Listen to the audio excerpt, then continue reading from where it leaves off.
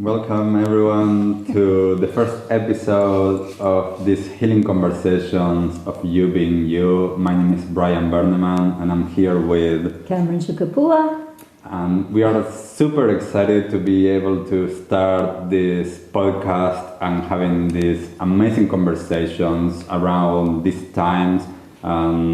This is part of what we've been doing now for the last few years, working with you being you. For this episode, we are going to explore the Age of Aquarius. Yeah. So, Cameron, can you talk a little bit about that? Sure, yeah. Well, the Age of Aquarius is a 2,000-year cycle, and it represents this time of humanity and brotherhood, sisterhood, altruism. And we could almost say that the dawning of the Age of Aquarius was 1960. So at that time, Uranus, the planet of awakening and ingenuity and electricity and technology, that sort of came into our awareness in the planetary systems. And right now, we're at like this fast-moving shift into this Age of Aquarius, which we could call it's landed, that energy's landed. So I was born in 61. I was born in a time when the consciousness studies, the consciousness movement was just beginning, where we started to recognize our awareness and our thoughts create our reality. So now we're at a time where the masses are sort of exploring that. We've got the mindfulness movement, we've got the yoga movement, we've got the raw food movement, the Me Too movement, Black Lives Matter, like all these movements of change are saying, come on people, you're the leaders of your life. It's not the government, it's not the corporations, you're the leader. Yes, definitely. And it's so interesting. I mean, I wasn't there back in the 60s. I'm a much younger model. But I see this shift and I see how, especially since 2012, that was such a big year. A lot of people expected that year to be the year where everything changed, and it's not. It's the year that marks another cycle, and all of these energies need to be settled and need to be integrated, and all of it actually takes time. So for me, 2021 is one of those years that it is where the energy is actually being a little bit more settled, a little bit more integrated, and it is actually the chance that we have based on what happened, especially in 2020. So 2020 was a huge year for a lot of us, and a lot of us, I think that were able to, as what I've heard, and this was so cool, like that someone said for what happened last year, like Mother Earth sent us to our room and think what we've done and actually go in, slowing down and being able to connect more. And for a lot of us that we have been on this journey for a long time, that was natural, that was easy, yet for a lot of people this was something new. Exactly, yeah. And I think what you're saying is like the turning point was last year. You know, last year we got radically interrupted. Our whole lives changed in 1 month. So March 2020, the arrival of COVID, this incredible catalyst of change, which insisted that we stop, as Brian said, we go to our rooms, we take a look at our lives and think about things like what life have we set up for ourselves. We see that when we go inside. So most of our way of being in the world is external world oriented.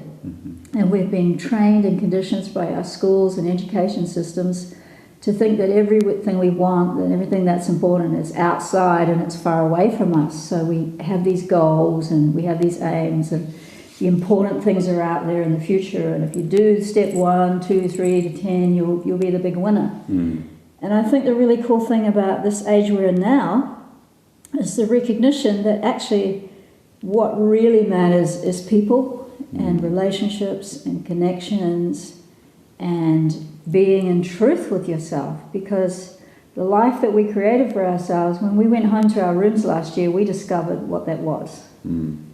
Yeah, and I think that it's so interesting and so timely for these healing conversations, and especially for the topic of you being you. So we've been working together on You Being You for the last 5 years. And I think that, this is the time, because now I think that people are waking up to actually go in and the importance of themselves, and not, as you were saying, there's no one there's no government or corporation that is going to solve things. It's you, and the importance of each of us actually connecting to our essence and connecting to what makes us unique and original, and bringing that forth, because that is how in the collective and in relationships with each other and with the earth and everyone in the collective, that is how we are going to actually make things go in the direction that we want, because we are actually showing up with our gifts. Yeah. And then, we've all got a piece of the puzzle. So the cool thing about the Aquarian energy, it's that it's about group. It's about collaboration. It's about working together. It's about brotherhood, sisterhood, recognizing what we have in common and recognizing that we're all individual and unique. Mm-hmm. So if we each come forward with our individual unique piece and get to know who we are on the inside, what's really important to us, that we start to orient around that, and the uniqueness and the specialness and the gifts that we have, they become available to us. And then we bring them forward into life and into community. We realize, I've got an offering to life that's uniquely mine, Brian's got his unique thing, and when we come together, we co-create something that's new. So the Aquarian energy, it's about newness, it's about originality, it's about innovation, it's about ingenious, it's about the future, it's about possibilities, it's about expanding. So we know that this time that we've been in, and I've been living that for nearly 60 years now, that it's been heading towards a place of shutdown. So it has shut down now. 2020 shut it down, and it's falling over, and astrologically we're in that for 3 years. We've got 3 years of everything being pulled apart, radically deconstructing, so we can reshape in a style that's more suited and more based on connection. Even the corporations are writing about that. So I've been writing for a post in New York called Thrive Global, and it's a well-being arm of the Huffington Post. And so the corporate people and the Harvard professors and all these people are saying what we're saying right here, that from now forward it's te tangata, te tangata, te tangata. The people is what counts. And we are those people. Yeah. And you are those people, and everyone is those people. And I think that this is one of the most important messages for me of this time, is that how do we balance that aspect of being unique and being part of the collective, and how do we make sure that we undo all of those conditionings that we had of the systems that no longer work, that all of those systems that you were just mentioning that are just falling apart, and how do we reconstruct it in a way that makes sense for everyone and for ourselves. I think that this is one of the most important things that there's, especially I see it a lot with the younger generation, there is, for a lot of them, there is a sense that you don't matter, and that you cannot create change, and this is why we see a lot of the rates on depression and anxiety and suicide. And I think that it's one of the medicines for this is connection, is getting everyone to understand that you do matter, and that what you have to bring to the world actually is of great importance. But we need to uncover that, because we've been conditioned in ways that don't serve us any longer. So I know, we've been conditioned to compare. So that's the sad thing that I feel about your generation, Brian. Like, what are you now? 34. So your generation, and maybe even people under 40, like you didn't have the 70s. So in the 70s, we had this incredible era of, well, the music speaks for it, you know, we had this era of freedom and connection and opening up and expansion and you know, cooperations and communities, all of that. So that energy is what you haven't experienced. And so what you've experienced is, you know, to judge yourself and compare yourself and, you know, good, bad, right, wrong thinking, that's what you got conditioned by. And so as we go into this time, it's really important to recognize you don't need to compare yourself to someone else. Like, you being you is your gift to life. As you get to know who you are and the essence of who you are, the gift that you have to bring to life will come out of you, and then, you know, you'll be able to share that and it will complete the puzzle. Like, we've all got a piece. So as Brian's saying, you know, you're special, you're important, you count, and you don't need to compare yourself to other people. And what will help you bring you to life is find your tribe. Like, who are the people you resonate with? You know, when you hear the truth, when you hear something that's inspiring you, you'll feel it in your heart. Right? So the heart recognizes plain truth. We've all been conditioned by the head and dominant head thinking. So the head is about analysis and logic and da-da-da. So everything about this time is not logical. That's why the head people are falling apart.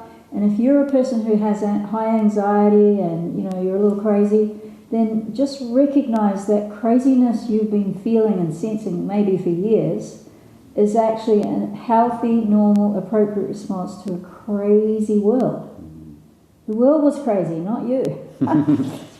So we're busting into that right now. And how do we do that? We don't need to worry too much about the future, because I see that with younger generation.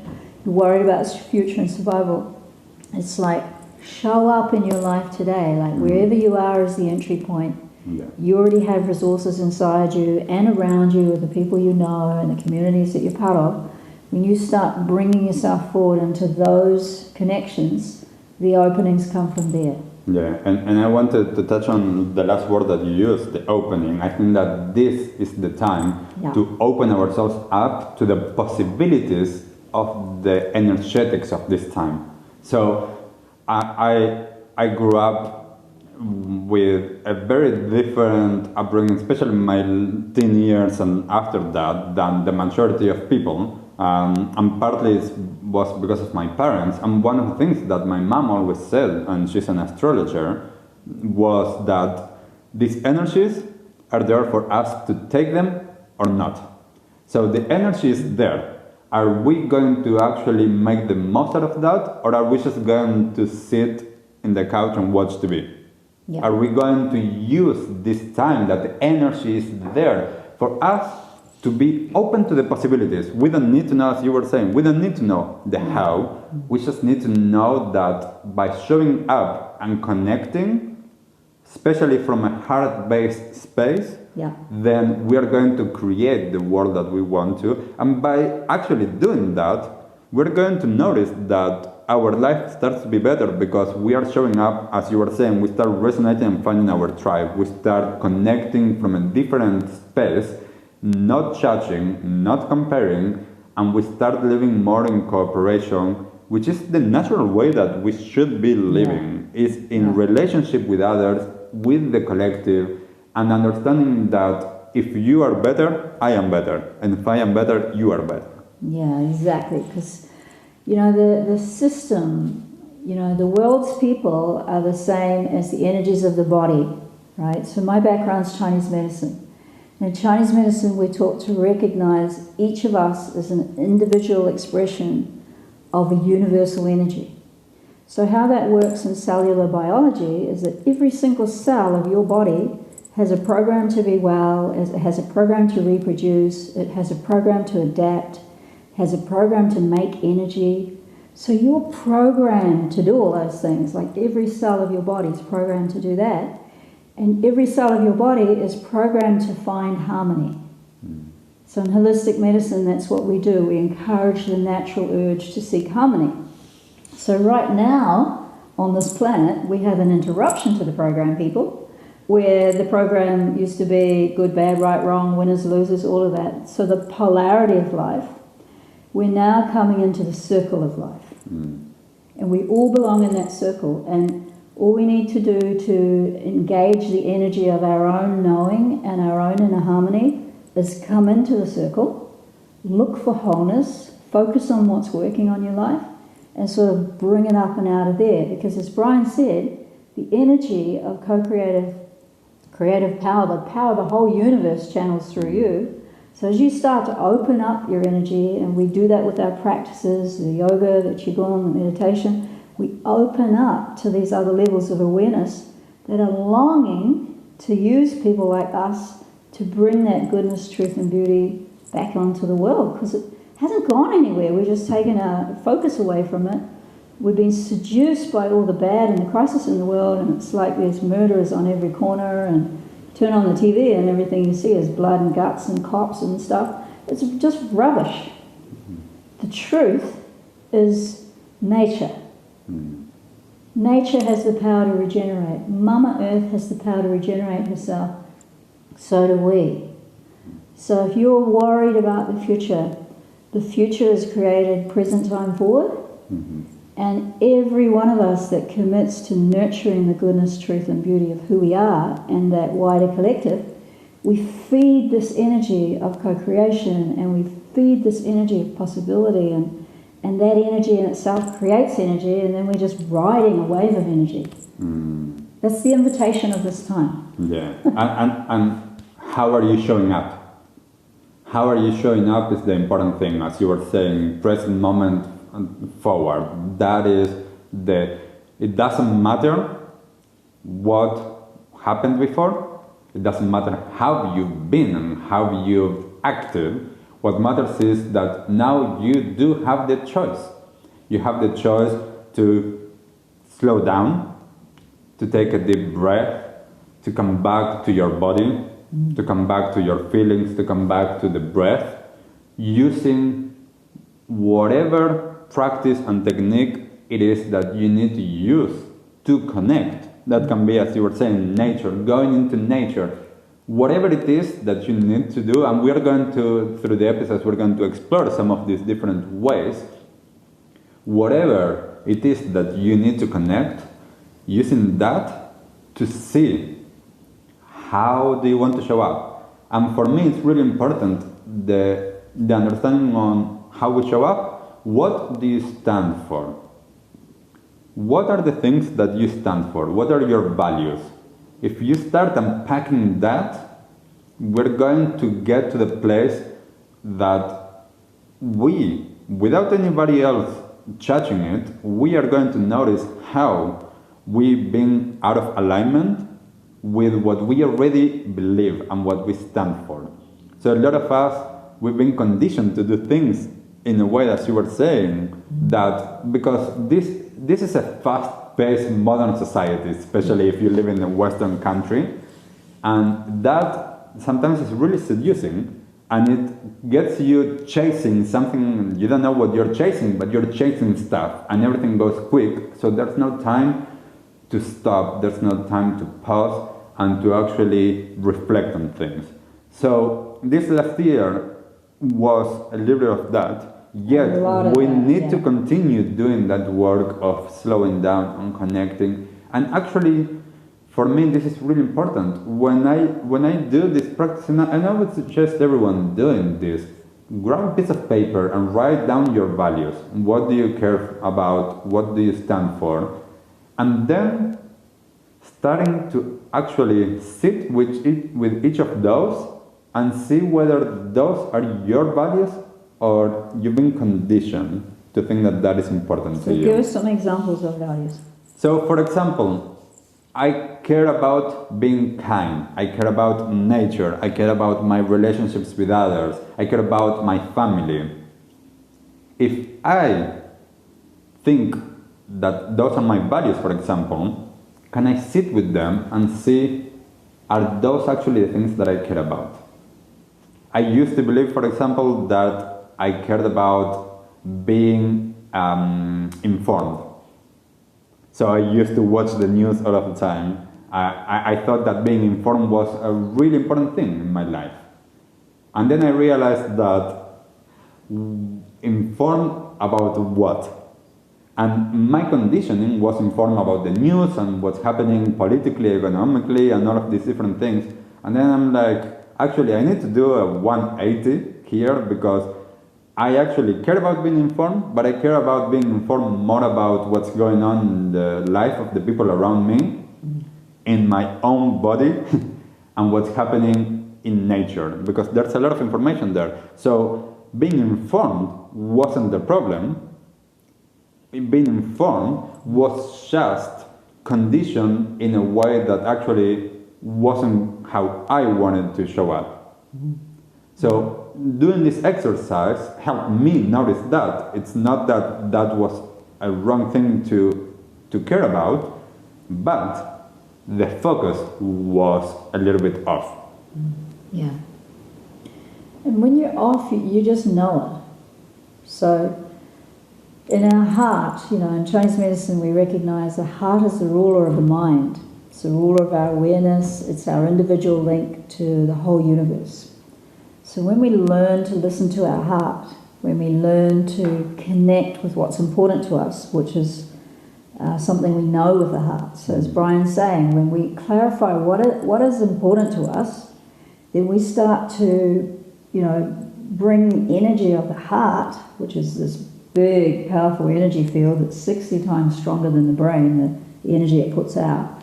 We put the energy of the heart at the front of our life. It's like, I'm going to connect and stay connected to what's important to me. So when I'm in this relationship with this new friend, what's important to me is reciprocity, a feeling of give and take. Do I have this with this new friend? Is this new love partner capable of giving and receiving? Are they willing to open in the way that I'm willing to open? Like, are they willing to show up in the way I want to show up? So when we have these measures of what's true for us, what's important to us, then when we're turning up in a situation, we can just check in with ourselves. If we're feeling a little bit off, right, we know that that's out of alignment. So learning to align ourselves with the energy of every situation, every event, every relationship, it brings us closer to the truth of who we are. And when we start living in our truth, we feel more courageous. So courage is an inner quality. And we need courage for this life that we're in right now. We need courage to navigate through a time of crisis. And this is a collective crisis. It's a collective wake-up call. So when people are going through a healing crisis, there's always the, we're seeing the stuff we didn't want to see, we've been avoiding, denying, repressing, maybe we've been getting stoned all the time, or drunk, or, shopping, or whatever it is, avoiding all this stuff. So now there's no place to hide. We're all in our life. And so the beautiful thing about that is if we embrace the reality that we create life present time forward, if we move into a place of radical self-acceptance, and if you want a teaching on that, I'm just making one of those at the moment. You can email us at YouBeingYou and we'll send you a copy of that. Because being able to just accept who we are, right? Doesn't matter what kind of history you've had. Doesn't matter how good or bad you think you are, or how wounded you think you are. Like, I'm from Heartbreak Tribe. Brian grew up with these parents that took him to yoga and did all that stuff. I grew up with parents that were too sensitive for life. They crumbled. They ended up in institutions. So I spent a lot of time living apart from my family, in children's homes, in foster families, living apart and on the outside. So I know what that feels like. And I know a lot of us feel like we're on the outside. What I also know now, as a wise woman, is that, we all belong. We all belong and we all have a piece to play. And the first step to healing and embracing our power to be in life in all our power and potency and courage and heart is to accept ourselves. Radical self-acceptance. Like, radical is about reform from the roots up. Like, just let go of whatever's been and get help with that, get healing help if you need it. But just let all that go and come to now, because that's where your energy is. And the self, which we talk about in yoga, it's like the supreme consciousness lives inside us, right? So when we accept the supreme truth and beauty of who we are and who everyone else is, we automatically start to, relate better to people. People open their hearts to us. And we can move into a place of acceptance. Like, whatever's happening right now, that's just what needs to happen. COVID needs to happen. The pulling apart of all the systems that have been, out of alignment, that needs to happen. And we all have the resources, especially you younger people, you have the inner resources to just adapt and change and find the creative solutions to all these problems that my generation and older people have created, because we're ready for the change, right? Everyone's ready for the change. Yeah. And that's what this time is. There's this incredible lineup of Aquarian energy. We've got Jupiter, we've got Saturn, we've got Mercury, we've got the Sun, we've got Venus, all in Aquarian energy right now, right? So this is the dawning of the age of Aquarius, age of Aquarius, Aquarius. And so we're having a party on the 11th of February, New Zealand time at 7 o'clock. Come and join us. And we're going to be bringing in this energy, because this is the age of Aquarius. This is the rapid rise of that energy in our society. And it's all there for us to, come forward, jump into, be part of.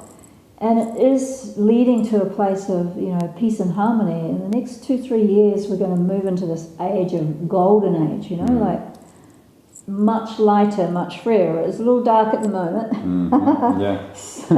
and I want to touch on something that you mentioned, Cameron, that I think it's really important, that courage to show up and to actually create that change and to have that radical acceptance.